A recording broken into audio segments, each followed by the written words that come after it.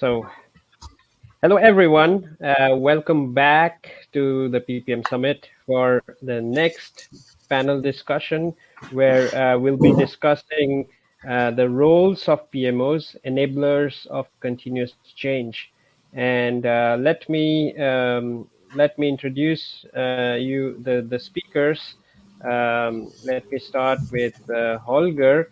Holger Müller is an experienced C-level executive in innovation-driven industries, providing commercial assessments for development and in-market pharmaceutical products, also connecting funds with ideas, aligning teams behind a common vision, and managing global marketing and sales teams for accelerated growth.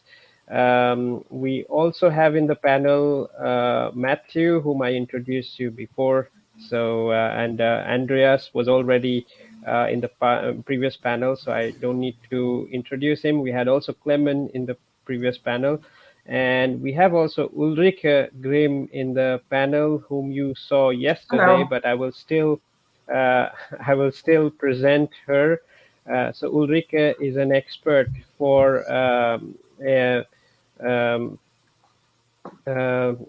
ensuring successful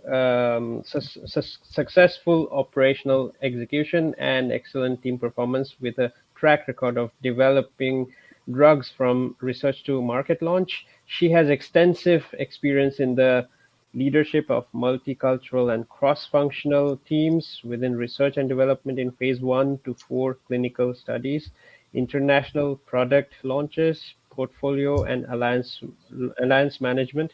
So extremely excited about this panel, because we have a lot of wisdom in this panel. And let's move to the questions, because we have a lot of questions to discuss. Let me start with the first question. How do you choose or select the structure of program teams and select the right individuals as team managers? Ulrike, would you like to start? Yes, thank you. Well, actually, we choose the structure of the teams according to the development phase, because there is experience, and we have heard it in the conference, that the teams should not be bigger than 8 to 10 people. And that's why, according to the phase, if you start with early phase, you have more maybe pharmacology, toxicology experts, and clinics may start later to join. And if you look into launch programs, you probably don't need in your permanent teams those representatives. Example, what I said before, pharmacology or toxicology, you focus more on your marketing, commercial, and clinical strategy people, medical affairs. So it's really related to the development stage of the programs. Thank you, Ulrike. Holger, would you like to continue your ideas on this? Absolutely. And let me please put this into a context. You introduced me as a C-level executive, and that is true. I had run projects for pharmaceutical companies. Currently, I'm with a consultancy. So we run around about 300 projects a year that last somewhere between 3 and 12 weeks. So for us, the team composition is extremely critical to get it right, because we have to deliver a consistent output to our stakeholders. And the process that we have is a little bit similar to Ulrike, and so we have to have the right people on board. And that is usually a mixture between a top-down process as well as a bottom-up process. So we ask all our team members, we call them consultants, but we ask all our team members to indicate what their specialty is, or where they would like to specialize. This is then all stored in the preference database. So you might call it functional allocation in the pharmaceutical industry. But at the same time, we also have to make sure that these people are available, that they can contribute to the project in the given time and with the right capacity. So we also have a PMO, which we call staffing office, that tracks all this on a top-down basis. And then there's an ongoing negotiation prior to a project how we can set the best team for a given project. Thank you, Holger. Matthew, would you like to continue? Yes, I would say that there are multiple different ways of designing that program and putting the right person in place. Could be a development opportunity to grow that person. It could be also a program that requires deep expertise or deep stakeholder relationships. In either regard, if that person is weaker in terms of their ability to really manage and drive a program, it may be necessary that they are the figurehead for that program, but then we need to make sure that there's a team behind them that can really help compensate for some of the things that maybe that individual is not as strong with. So I think what it really takes is an understanding of where that program fits in the organization, what its strategic outcomes are, and what it needs to achieve, and then apply the appropriate person to maximally set up a chance for success. Thank you, Matthew. Andreas, would you like to continue? Yes, thank you. Yeah, well, in my situation here at this company, Ascelia Pharma, we are still a very small company. We are 12 employees. So one answer is, yeah, we have what we got, and that's the project team. On the other hand, we are also expanding, so we are continuously growing, and we are recruiting people here. And so there, of course, we need to look into what are the competences that we need to bring in, and we have I would say, quite intense and continuous dialogue about that. How can we ramp up in the most intelligent way in order to reach our goals? That said, I also operate with a very small core team. I have, apart from me as the project leader, I have four people, very seasoned, experienced people from the main areas of drug development. And that is what I like to have. That works very, very well for the place we are in right now. Great. Thank you, Andreas. Klemen, would you like to add your ideas to this? I mean, there's nothing much to add. Yeah, I fully agree with what was said, especially like Ulrike mentioned. It really depends on the life stage of the program. What kind of team do you put together? Yeah, either it's more development focused, more commercial focused, or clinically focused. So it really depends. And it also depends whether the development program is the program where you're developing a molecule, or is it some sort of like a process or sort of work stream that is working on defining the new strategy or vision for the company, because then maybe you're not so focused on having the real hardcore SMEs, but you maybe need some other people that are involved. So I would also say that it really depends not only on the project life stage, but also on the project focus. Yeah. Absolutely. Absolutely agree. And thank you. Let's move to the next question. How do you ensure simplification and standardization of program governance and decision-making architecture in your organization? So for this time, Andreas, would you like to start? Yeah, absolutely. It's a very good question. As I said, we're taking my little bit narrow perspective and where I'm right now in Ascelia Pharma. We are in a very interesting process of growing the organization at the same time that we are developing our drug products. And so there is a need. And another aspect in this is that just to lay out the groundwork here is that many of us are very seasoned. As I said, we have a background in big pharma, so we are a bit tainted by that.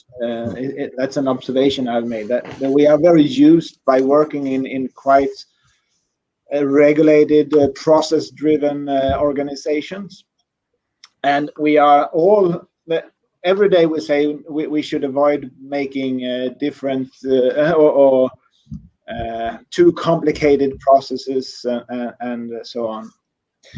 That said, we are also very much aware of that we need to create these structures because we are growing. We need to be prepared for that. We cannot make the decisions by the coffee machine anymore, and therefore this is something that we are discussing and working on all the time.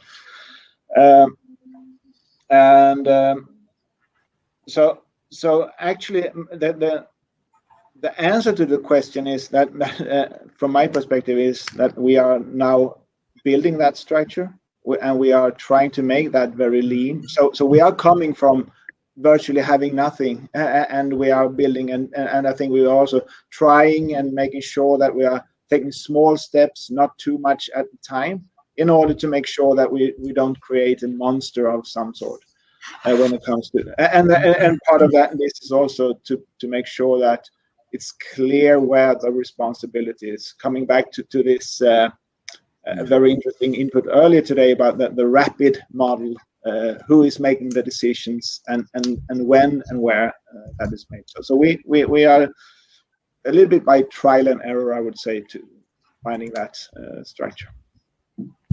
Thank you, Andreas. Klemen, would you like to continue on this?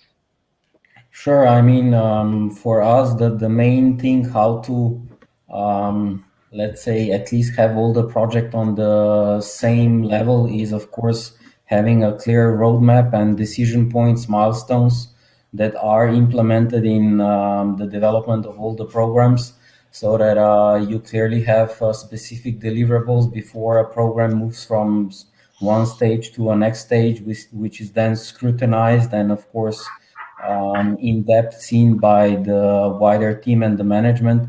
And with that, you're trying to assure that you have that, let's say, governance overview and the right insight on all the projects that are in your portfolio. Yeah, I also agree with Andreas. You should avoid creating a big monster of processes, because otherwise you're just doing that and nothing else. But having a good frame and having the right logical decision points, I think it's also crucial for the PMO to establish. Thank you, Klemen. Holger, would you like to continue? Absolutely.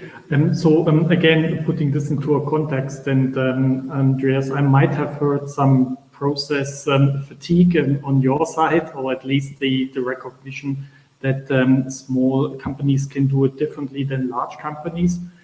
For us, the main challenge is that projects are much shorter than in the pharmaceutical industry. So as I said, we deliver projects somewhere between 3 and 12 weeks. So the question of simplification is not so much our problem, but the insurance of standardization is extremely important for us, because we have team members that change on a regular basis, and still we need to guarantee a recognizable and high quality output. So we ensure this through quite rigid processes, in fact, and these are mainly based around training. And before we have our team leaders taking on projects, and they go through quite a rigorous training.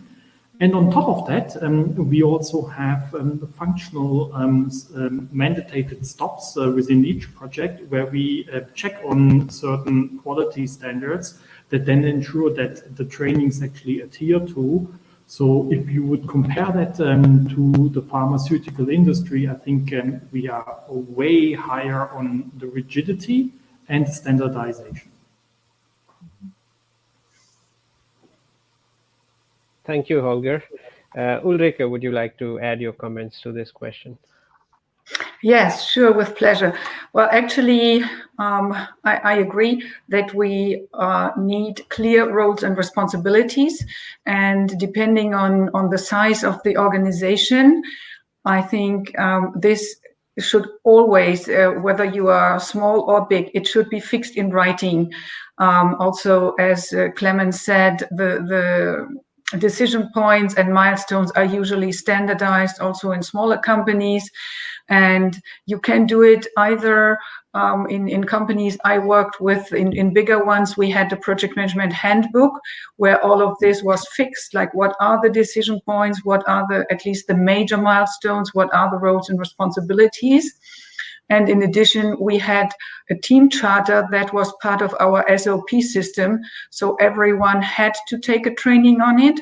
Whereas in smaller startup companies, I rather would put it in PowerPoint so that it's also, it's much smaller, of course, not that detailed, but it's also fixed in writing, and you can nicely use it for a training and put it somewhere for newcomers so that they can also have a read, even if you're not available for an onboarding session.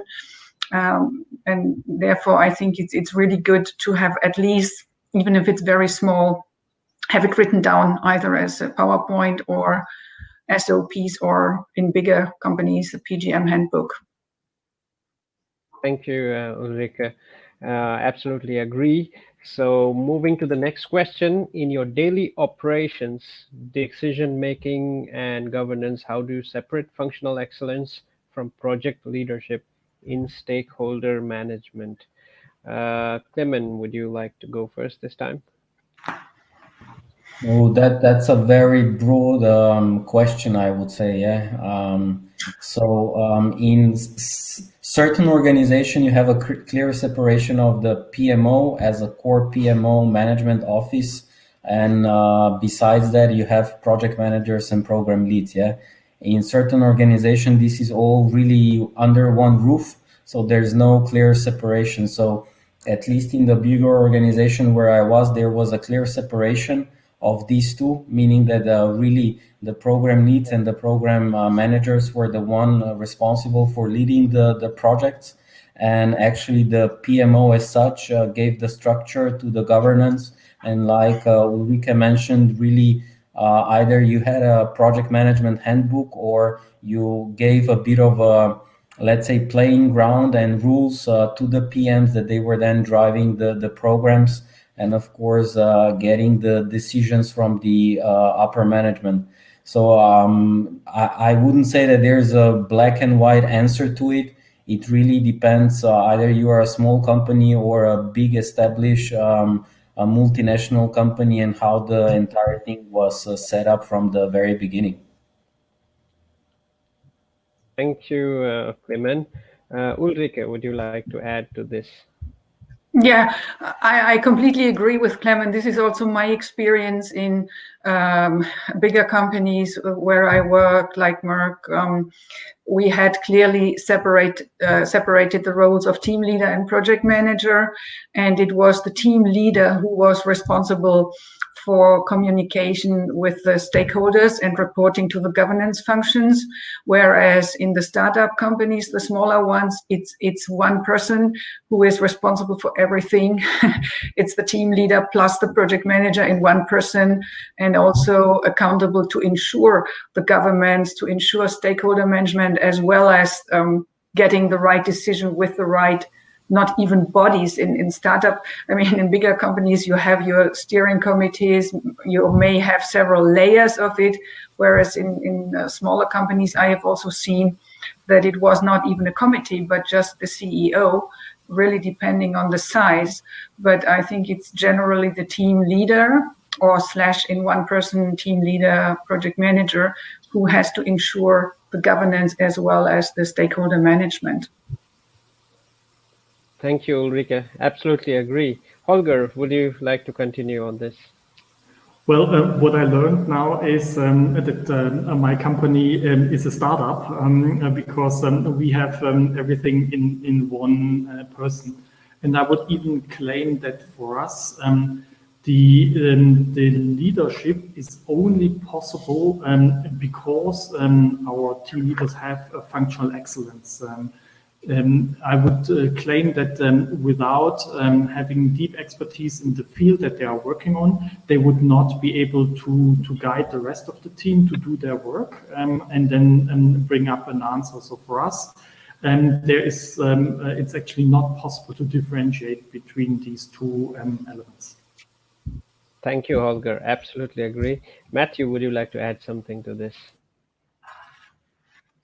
Yes, I think what we're seeing here is the differentiation between a larger, more mature organization and the startup. And I think the difference is the why. Why am I here? Why am I performing this work, etc. So I think to really optimize this balance between kind of functional expertise and focus and the stakeholder management, it's really important to develop a clear sense of why. Why are we working on this effort? And why are you here?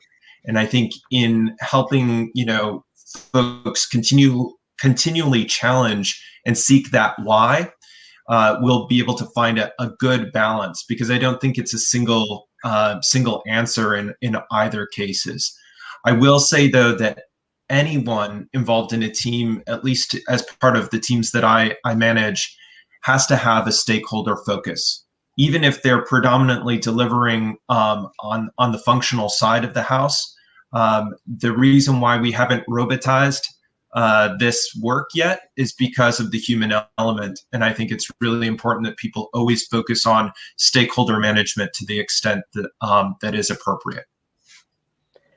Thank you, and thanks to everyone. I agree and love these responses. We are almost at the end, but I would like to have one last question before closing the because we have a break. So we have two more questions. So if we can go very quick, we can take them both. So the next question is: does your PMO function have a detailed PMO service catalog? How do you select activities, services, and scope for your enterprise PMO? Holger, would you like to start this time? That's very unfortunate that I get now my first slot with this question, because for us we actually don't have the service catalog. Our job is to deliver projects, and that's our sole purpose. So if the service catalog is n equals 1. Thank you. Ulrike, would you like to add your ideas? Yes, I mean, in companies I have worked with, we indeed had said that we would support both R&D projects or lifecycle management of pharmaceutical drugs, as well as process development or process improvements. And in addition, we also said that it has to be a bit more complex or complicated. So if it were just between two departments, unless it's a complex process development, we would say they should solve or run their projects bilaterally. But if it becomes more complex, that was a kind of threshold to say, as of when does it really require the let's say, precious resources of PMO? And so we had a kind of threshold defined, yes. Thank you. Matthew, would you like to add your ideas? Yes, currently we don't. In the past, I have employed that. I think it's, for some organizations, incredibly valuable to be very clear. It's simply organized, etc. I think where I sit in the current organization I work, we're at a very transformative period of time. So a lot of these lines of demarcation between processes are not so clean as to be able to have it stated in the same way as a service catalog. But I think that it is definitely something that should be considered by groups if they think that it's going to resonate with their stakeholders to help them understand and shape their identity within the organization. Thank you, Andreas. Well, yeah, the simple answer is no. We don't have that here, but that is certainly something that I'm aiming to develop together with the management, to have some sort of framework to support across the organization, or well, basically all types of projects, small and big. But right now there is nothing of that kind. Great, thank you, Klemen. Very short, and I'm not gonna repeat what Ulrike said, but yes, and we're supporting, of course, development programs and all the process improvement and other work streams. Great, thank you. So let's wind up with the last prepared question that we had. What activities, reporting, and methods does your PMO team use for prioritization of programs? Holger, can you start? Absolutely. And then I think I'd like to dovetail what Matthew said before. It's very important to have the stakeholder in mind. And for us, our stakeholders are external clients. So this is actually the metrics that we are using for our clients. It is time is of probably the most important decision factor. And then we align projects in order to meet timelines of our clients. So a very simple metric, not easy to implement, but exclusively focused on the stakeholders. Great. Ulrike, would you like to add? Yeah, I think in pharmaceutical industry, it's quite common to look into the value of projects, to look into the path to the market. So you do this so-called net present value analysis or strategic portfolio analysis. And there you have then all the parameters that you need. What is the remaining spend? Very important indeed, time to market, but also other strategies. In which therapeutic area do you want to focus? So it really depends on the size of the company, on your strategic model of how you prioritize. And I think once you do these strategic portfolio analysis, you have all the answers. And depending on what is most important to the company, whether it's a budget, whether it's time, you will then take a prioritization. Thank you, Ulrike. And I would add from my side, I would suggest also use of real options as a way to prioritize. So this method was developed by the Columbia Business School, so which is also very agile and iterative approach of not making the commitment at once, but going in a step-by-step approach where you evaluate every stage. Matthew, would you like to add your ideas to this question on prioritization? Yes, I'll begin by cautioning folks to attempt to use a single algorithm to prioritize that work. And I think this goes to your last point there. I think too often people look for a number and a place on a list, and that's generally not really practical in the real world. We use a multivariate kind of analysis, which couples a number of different tools looking across value, cost, as well as people availability.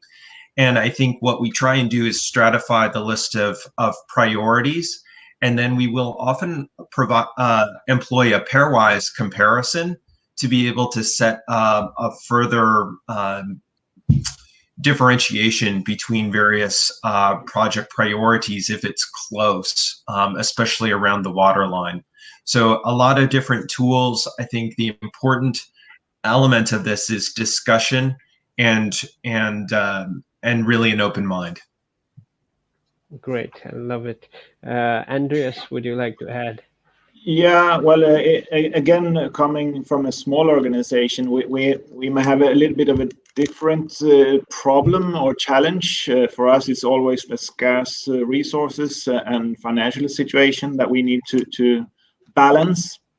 And what we do, or I do to a large extent, is to visualize that in the best possible way to management and to the board of directors, so they will always know what kind of activities do we really have fully financed, fully resourced, what can we only do partially, and with that information we can then have a discussion about is there reason to prioritize anything.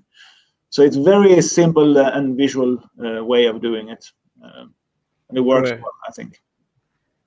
Great, thank you, Andreas. Klemen, if you would like to add some concluding remarks to this question. No, it's only that, like it was mentioned, we more or less use, I think, that the same approach. So it's priority decision matrix, taking into consideration all the risks and all the other factors versus the value that you might have. And of course, it's very important that you have this very frequent portfolio prioritization meetings, because otherwise, if it takes too long, these things might change dramatically, and at the end of the day, you are evaluating something that it's already out of the game. So I think that it's really a part of the process and a part of the, how to say, your tools that you're using for the priorities. But I agree with Matthew, it's not a single digit that you put. It's not like a 100 top list of songs that you're looking at every weekend.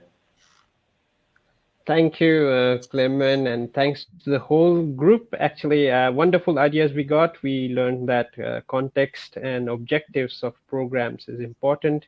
Sometimes from a very regulated and process-driven organization, we could move to more simplicity.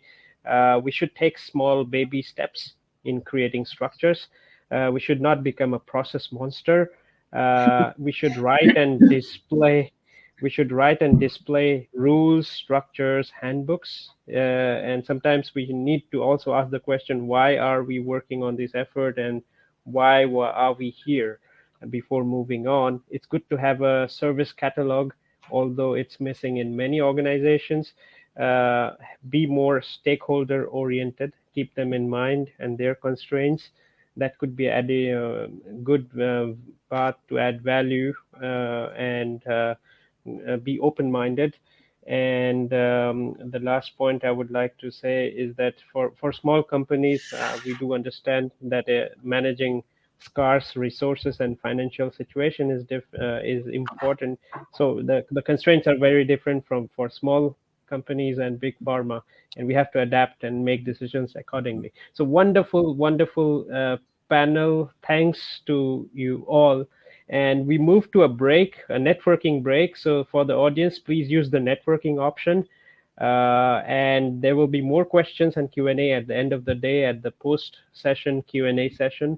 So see you in 20 minutes at the next session at 3 p.m. So until then, enjoy the networking. Thank you. Bye. Bye. Bye. Thank you. Bye-bye.